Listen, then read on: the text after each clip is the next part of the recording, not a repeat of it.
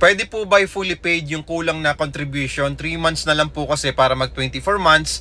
Salamat Ma'am Mitch. Yes, pwede nyo na pong bayaran yung kulang na 3 months contribution nyo kay Pag-ibig para mabuo na po natin yung 24 months contribution at mag-qualify na po kayo to avail Pag-ibig Housing Loan. So isa yun sa mga benefits natin mga Pag-ibig member. Once na naka 24 months total contribution ka na, okay, pwede mo na magamit yan. Pwede ka na makabili ng property through Pag-ibig Financing. So piliin mo lang yung property na kailangan mo, yung pasok sa budget mo, at yung syempre, kahit pa paano, maganda yung location.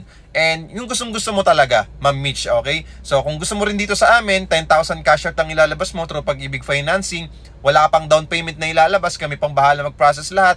As in, direct Pag-ibig, malapit sa SM, malapit sa MRT4, malapit sa lahat ng mga kailangan mo. Hindi na natin kailangan isa-isahin yan. One ride pa, papuntang Makati, BGC, Taguig, Mandaluyong, Eastwood, Quezon City, Manila, Green Hills, EDSA, okay? Ano man yan, one ride lang doon. So, ngayon, kung interested kayo, Ma'am Mitch, sa property natin dito sa Ortigas Extension, Pasig through Pag-ibig Financing, 10,000 lang talaga yung ilalabas mo. Promise, magkakaroon ka na ng 2-bedroom condo unit.